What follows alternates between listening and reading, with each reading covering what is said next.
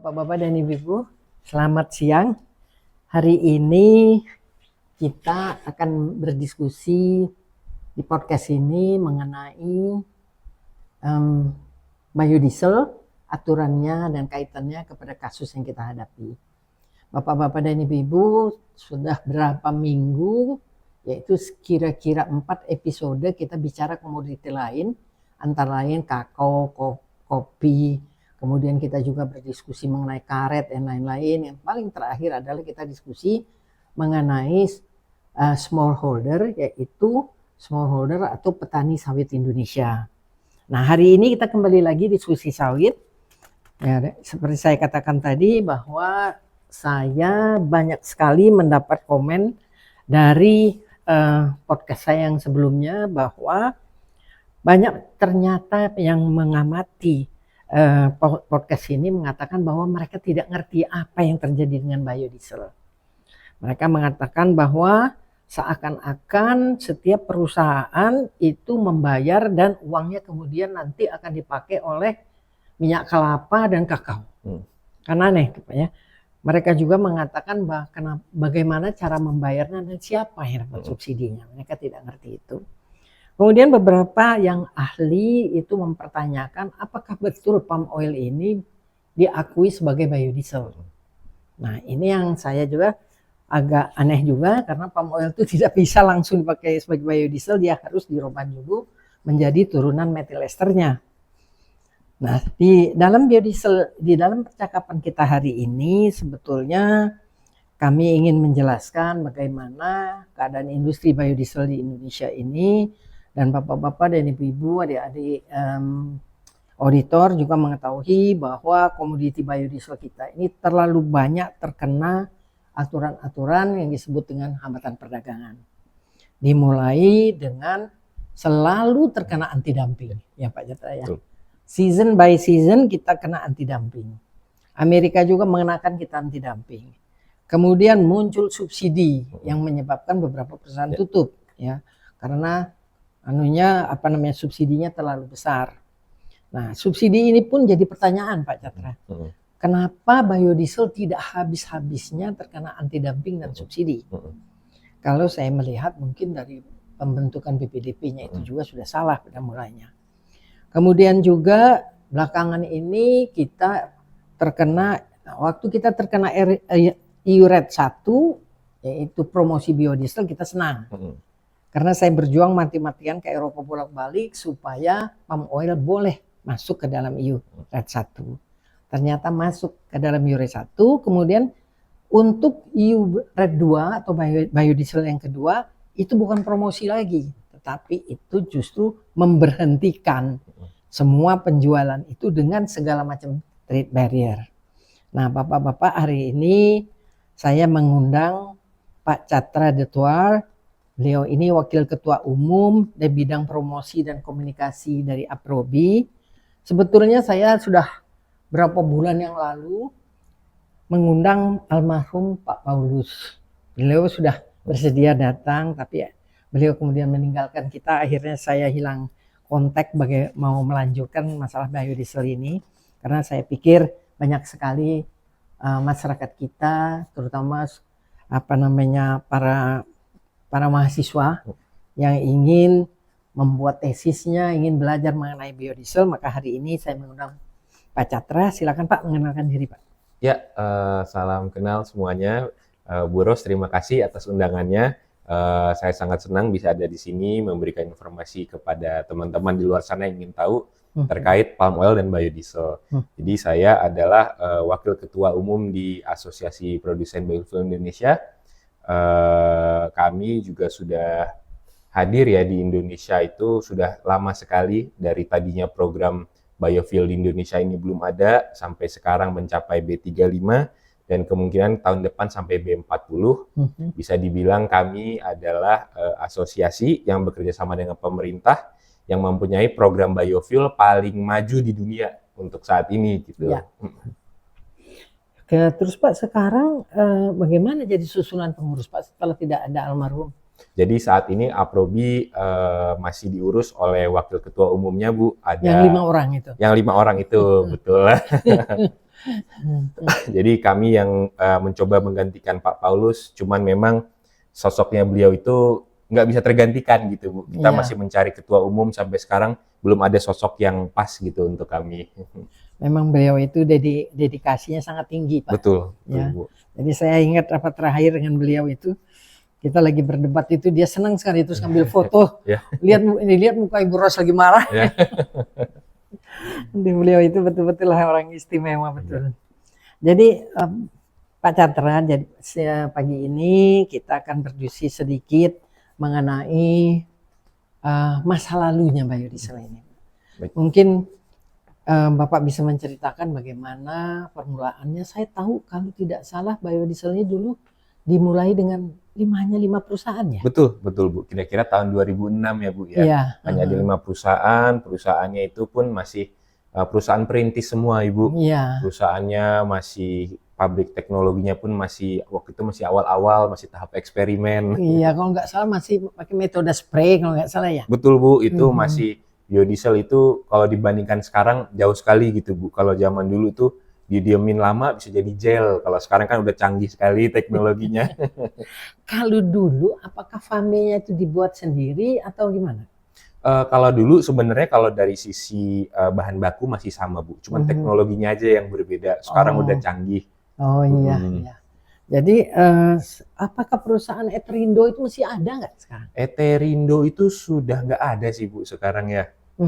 Jadi memang perusahaan-perusahaan yang perintis dulu itu memang kalau aku boleh sebut ya Bu ya, untuk produksi biodiesel ini cukup intensif sekali dana yang diperlukan, apalagi sekarang teknologinya makin canggih, spesifikasinya pun kita salah satu yang terbaik di dunia spesifikasi produknya. Iya. Jadi mungkin perusahaan yang dulu itu harus investasi, itu mungkin agak berat gitu Bu. Jadi sekarang sudah banyak produsen yang baru-baru juga gitu. Oh iya, saya lihat dari produsen-produsen yang lama termasuk yang dulu punya Pak Paulus juga sudah nggak ada lagi ya. Betul Bu, sudah Apa tidak dulu ada. Indo Biofuel ya? Betul, Indo Indo Biofuel. Biofuel. Kemudian muncullah perusahaan-perusahaan yang baru ini. Ya, betul Bu. Itu dipelopori oleh Wilmar kalau nggak salah ya sebelumnya. Kalau dulu awalnya ya Bu, kita mulai di Wilmar sendiri itu mulai membangun pabrik biodiesel tahun 2005 Bu. Di lebih Dumai. dulu dari itu ya. Cuman kita dulu belum gabung sama Aprobi. Karena kita program pemerintah kan belum jalan. Lalu pemerintah Wilmar mulai membangun, terus disusul sama Musimas, Apikal, dan perusahaan-perusahaan sawit lainnya. Kalau tidak salah Wilmar itu punya 5 atau 6. Saat ini ada 5 pabrik Bu, satu di Dumai Pelintung, satu di Gresik, Jawa Timur, satu di Bitung, Sulawesi Utara, satu di Serang, Banten, satu lagi di Kumai, Kalimantan Tengah. Jadi kalau sekarang itu ada 16 anggota ya? Sekarang ada 24 Bu. Oh, karena 24. 24. 24 anggota itu pemiliknya berapa? Grupnya sendiri ada sekitar 15 Bu, 15 grup. 15. Oh, tapi boleh lah dulu kan kalau dulu kan ada berapa tapi pemiliknya cuma 4 atau 5 orang. Iya, betul gitu ya. Bu. Sekarang makin rame kita Bu. Rame bagus lah. Pantes lah Eropa makin takut ya. Iya, bener Bu. Nah, ini berikutnya ini Pak, barangkali Bapak bisa menceritakan apa namanya mengenai BPDP ini peranannya apa terhadap biodiesel ini? Baik Bu. Jadi mungkin Bu Ros dan teman-teman udah tahu ya BPDPKS, Badan Pengelola Dana Kelapa Sawit, yang tahun ini namanya udah berubah Bu sekarang. Menjadi BPDP saja, Badan Pengelola Dana Perkebunan. Karena memang Kepresnya udah diganti? Sudah Bu, bulan lalu kalau nggak salah, itu bulan September akhir sudah berubah.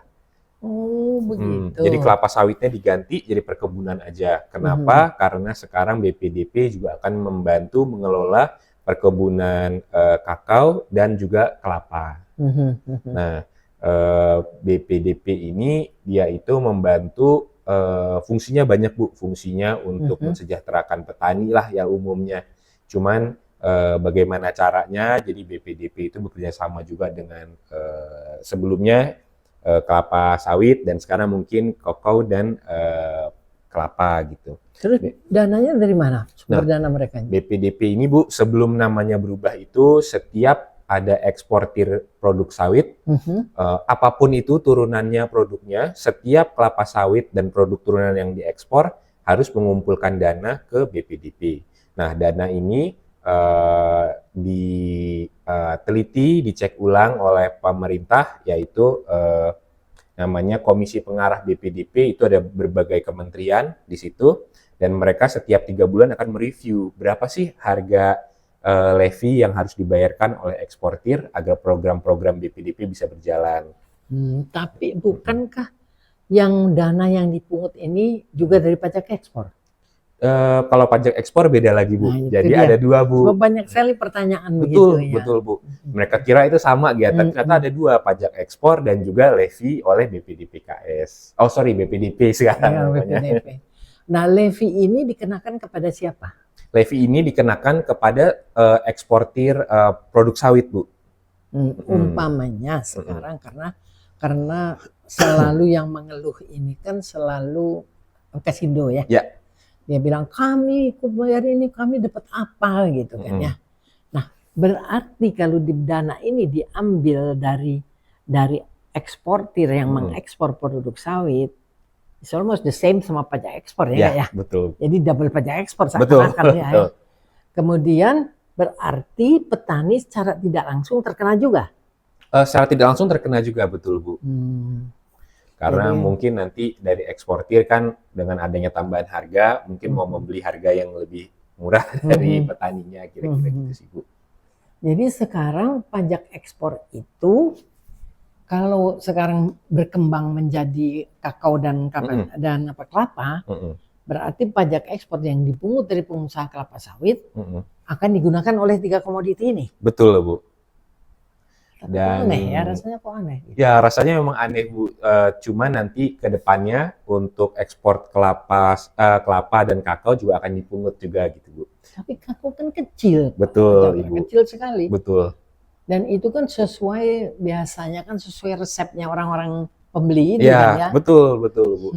Memang kalau industrinya ya kelapa dan kakao itu dibanding sawit ini mungkin sangat kecil sekali gitu. Iya. Cuman pemerintah merasa adanya keperluan untuk membantu kedua industri tersebut. Gitu. Nah sekarang kalau seumpamanya Wilmar pembayar pajak terbesar, ya umpamanya nomor 2 umpamanya ini si Musimas umpamanya Pak ya.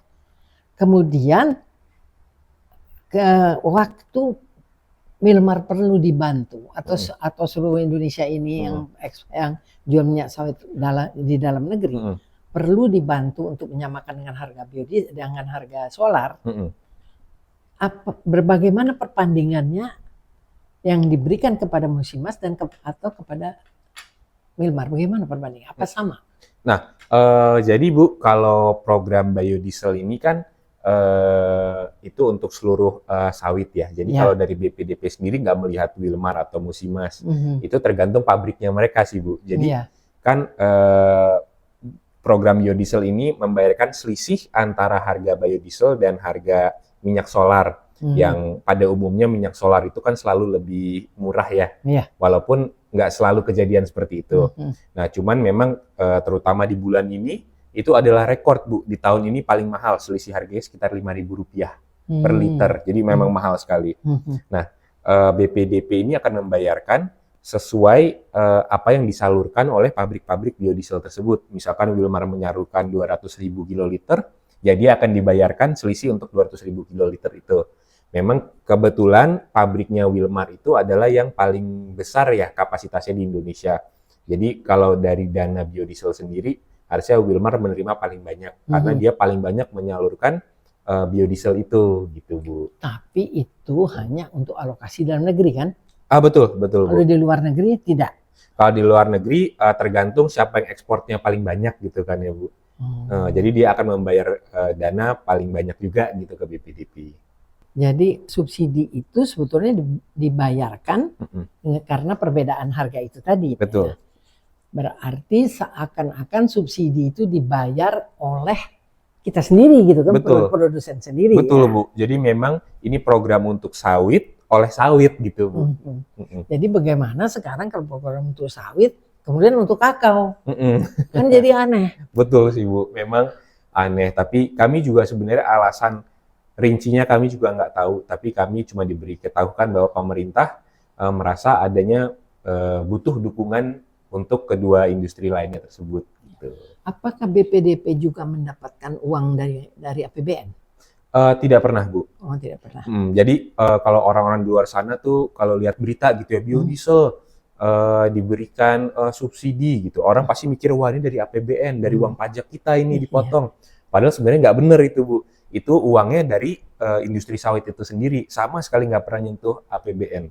Justru kita kalau pakai APBN dari anggota di industri kita ketakutan gitu, Bu. Ini yang saya juga pernah diskusi sama Pak siapa yang dulu Bustami siapa namanya? Pak Dono Bustami. Pak Dono Bustami kan saya bilang pertanyaan yang paling besar itu Pak, karena rakyat selalu berpikir seakan-akan mereka itu disubsidi oleh pemerintah, pemerintah melalui APBN gitu. Dan itu pertanyaan muncul terus, masuk di ECLN. Iya. Orang-orang yang bilangnya rapat ekspor itu nggak ngerti. Makanya aku seneng banget, Bu, kalau ada podcast begini kita ngasih tahu masyarakat bahwa kita selalu wah ini konglomerat menikmati uang APBN, padahal sebenarnya nggak ada uang APBN sama sekali gitu. Dan satu lagi itu bagaimana alokasinya yang untuk penggunaan lokal, Pak? Alokasinya itu penggunaan lokal itu yang lebih mengurus sebenarnya dari Kementerian ESDM, Bu. Jadi setiap tahunnya Kementerian ESDM itu akan meeting. Ada namanya 2 kedirjenan ya, Dirjen Energi Baru Terbarukan dan Dirjen Migas. Mereka melihat kebutuhan solar di Indonesia itu berapa banyak sih. Jadi nanti dari situ kita bisa melihat kebutuhan biodieselnya berapa. Nanti dari angka itu baru nanti Kementerian ESDM akan membagi-bagi gitu kuotanya berdasarkan besarnya kapasitas pabrik biodiesel di Indonesia. Oh, berdasarkan kapasitas. Betul, ya. Bu, betul. Jadi sebetulnya ada yang mengatakan, wah itu alokasinya ketinggian. Ada juga yang mengatakan, oh alokasinya kerendahan, mereka maunya ekspor aja gitu kan. Jadi ini kan mengkelirkan keadaan itu sebetulnya. Betul, ya. Ibu, betul. Nah, yang satu lagi juga yang mereka selalu ributkan itu seakan-akan bahwa kualitas biodiesel kita ini di bawah kualitas Eropa. Seakan-akan kan begitu. Mereka mengatakan bahwa satu biodiesel Indonesia itu dia bilang mempunyai kelemahan-kelemahan di dalam spesifikasinya. Nah, saya pernah menjelaskan kepada mereka, lihat standar EN. Standar EN itu biodiesel dengan palm oil itu sudah ada standarnya. Ya. Jadi kalau kita mau ekspor, kita harus memenuhi standar itu. Betul. Ya. Nah, yang kedua, pertanyaan yang menurut saya sih agak stupid. Mereka mengatakan, apakah biodiesel itu, apakah palm oil itu diakui sebagai biodiesel oleh Eropa? Saya menjawabnya bukan palm oil yang diakui sebagai biodiesel. Yang biodiesel itu sebetulnya adalah palm oil methyl ester. Ya. Jadi ada prosesnya esterifikasi dulu. Kalau HVO itu proses menghilangkan oksigennya sehingga sehingga rantai asam laurat, asam segala macam itu menjadi rantai pentana yang mendekati dengan solar. Nah, juga ada menurut saya dari pemerintah sekarang ini banyak ini tidak mengerti bahwa biodiesel itu partnernya adalah solar. Biodiesel tidak pernah bisa menggantikan bensin. Ya. Jadi kalau bensin partnernya adalah turunan alkohol seperti gula dan lain-lain itu, gitu bukan Pak?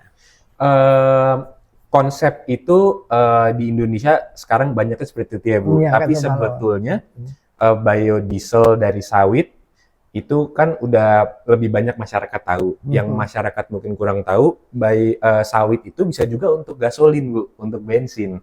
Jadi ada program, ini programnya di bawah BPDP juga, ada namanya bensin sawit, Bu. Nah, itu jadi dia menggunakan sawit juga untuk bensin. Jadi diapakan si turunan asam laurat, asam kaprolat segala macamnya itu diapakan, dirubah menjadi pentana juga? Iya Bu, seperti itu. Jadi Kalau gitu memang mendekati HVO dong. betul Bu. Nah, kalau Mhm. HVO pun sebenarnya dari kelapa sawit itu bisa jadi bensin juga gitu. Mhm. Cuman memang kalau di Indonesia fokusnya masih di untuk industri alat berat dan Mhm. industri tambang gitu ya. Jadi Mhm. makanya biodiesel itu identiknya menggunakan sawit gitu Bu. Iya. Mm-mm. Tetapi apakah biodiesel itu digunakan sebagai solar ataukah nanti mungkin one of these days dia menjadi pengganti dari gasolin ya Mm-mm. atau si Anda tadi si bensin tadi. Mm-mm. Tetapi kan struktur apa namanya kimianya Mm-mm. itu kan tetap berubah Betul dari yang Bu. semula. Jadi nggak bisa maksudnya cuma dituangkan ke apa namanya Oh iya, nggak tangki bisa nggak Bu. bisa kan ya. Itu banyak sekali prosesnya, Mhm. proses yang lumayan sulit dan Mhm. pastinya mahal juga Iya Ibu. pasti mahal. Dan kita spesifikasi sawit di Indonesia saat ini untuk biodiesel itu menurut kami salah satu yang terdepan di dunia. Kalau kita bandingin spesifikasi produk untuk pemakaian lokal dan pemakaian ekspor, jauh lebih ketat pemakaian untuk lokal Bu. Oh, kalau ekspor kan hanya memenuhi EN kan kalau kita Betul, jual ke iya sana Ibu, ya. seperti Ibu bilang tadi. Mm-mm. Sedangkan untuk spesifikasi lokal kita jauh lebih ketat dibandingkan EN, Bu. Oh gitu. Mm-mm. Tapi segini Pak Catra, saya ngurus biodiesel ini bertahun sama Ya. Pak. Saya pergi ke ke Amerika sama Mm-mm. Pak Paulus, Mm-mm. rombongan orang apa migas itu. Waktu anti dumping ya Bu ya. Ya, keliling kita. Ya. Akhirnya terakhir itu saya ingin sekali ketemu dengan ketua asosiasi Mm. dan mengunjungi pabrik pabrik biodiesel dari soybean, tapi Amerika kan nggak menerima. Ya. Ya. Oh, kita ngomel-ngomel lah. Mm. Terus saya sama Ibu Evita waktu itu dia kan ada di kelas saya. Mm. Jadi saya kelilinglah Jerman itu melihat bagaimana penggunaan biodiesel di Jerman. Kita temui di satu kota, saya lupa kota namanya apa. Truk-truk besar itu hanya memompa rapeseed itu ke dalam tangkinya, jalan. Padahal waktu kita berkunjung ke pabrik apa tuh BMW, itu waktu itu sama Pak Paulus malahan. BMW mengatakan dia tidak bisa pakai biodiesel dari minyak apapun. Karena dia bilang freezing point-nya terlalu cepat. Ya. Kami tidak mau mengambil resiko itu. Betul. Ya. Nah, sedangkan di Indonesia ini, kan kalau di Eropa kan batasnya ke 7%. Sedangkan kita ini mau 50, mau 100%, bagaimana dengan freezing point-nya itu? Dia kecepatan dia membeku, berupa cloud itu, Pak ya. Ya, betul Bu. Jadi memang kalau dari kelapa sawit itu salah satu bisa dibilang kelemahannya kelapa sawit ya. Itu dia cepat membeku gitu. Mungkin kalau ada teman-teman gitu yang dengerin podcast ini lihat minyak goreng kadang udah lama di toko, minyak goreng kelapa sawit jadi ada putih-putihnya gitu ya. Itu salah satunya sih kelemahannya. Beruntungnya kita di Indonesia ini kan iklimnya tropis. Jadi udaranya tidak terlalu dingin dibandingkan dengan Eropa. Jadi kita bisa sepanjang tahun bisa kita pakai gitu Bu. Dia nggak terlalu masalah kecuali di udara yang benar-benar dingin. Kalau di Eropa pas musim dingin ya pastinya nggak bisa dipakai gitu Bu. Pada Northern Europe ya. Betul, itu jadi beku langsung Bu. Sebetulnya pembekuan itu disebabkan adanya stearin di dalam gitu kan. Betul. Ya. Jadi makin kurang stearinnya, pembekuan makin kurang, makanya mereka pada umumnya pakai selalu yang apa namanya refine ya. Betul. Refine product, betul ya. Bu. Betul. Nah oke. Kemudian Pak ini mengenai BPD-PKS, lagi kita ke BPD-PKS ini Pak ya. Karena banyak sekali orang-orang berpikir bahwa BPDKS ini mengerjakan sesuatu sesuai dengan apa yang dia mau gitu ya. Saya selalu protes kepada BPDKS. Apa sih yang diinginkan oleh pengusaha? Karena ini uang pengusaha yang dia kendalikan. Betul. Apa yang diinginkan? Kalau menurut saya mengurangi hambatan perdagangan. Betul, itu betul. Ya, pengusaha itu don't care kamu mau bikin apa namanya tuh si sendal dari sawit, mau bikin apa namanya tuh yang untuk water ya, itu ya dari sawit terserah. Karena sawit bisa dibikin apapun juga kamu mau selama karena sawit itu mengandung stearin. Stearin itu kan polimer. saya ini kebetulan kimia polimer kan. Oh. Jadi itu kan bisa dipolimerisasi easily kan, mau bikin apa juga. Kemudian bikin sabun, orang di luar negeri sudah bikin segala macam. Ya. Nah, saya pernah mengajukan usulan kepada BPDP sampai lewat waktu itu Pak Jerry Sambuaga, ya, waktu beliau masih jadi deputy. Saya katakan kenapa tidak kita bekerja sama dengan perusahaan, dengan tenaga ahli asing lah, karena saya kan dulu sekolah di Inggris, jadi saya banyak teman-teman. Terus saya juga punya teman yang namanya Toby Gardner, dianya di Sweden Stockholm University, dia kan peneliti terase itu. Saya bilang bisa nggak kita kerjasama mempelajari kenapa Eropa ini selalu menghambat perdagangan sawit. Pernah dalam satu negosiasi saya bilang, kamu orang ini tujuannya hari ke hari hanya menghambat sawit, bukan karena lingkungan, bukan karena emisi, tapi karena trade. Betul. Saya bilang, why it's trade? Saya bilang, because you do not like palm oil, you like your oil better. Nah, ini kan tidak bisa terus berkelanjutan. Apa yang kira-kira kita haruskan, kita harus lakukan, ya Pak. Karena saya ini, kalau saya negosiasi, I do not have any data from this country, Pak. Betul-betul nggak ada, bayangin. Jadi kemarin kan saya waktu negosiasi, saya kan bilang, kamu di dalam deregulation, kamu harus merevisi data dari tahun 2021. But you did not do it. Dia bilang, we are in progress. Sorry for years. Saya bilang kan, boleh tidak saya memasukkan data Indonesia?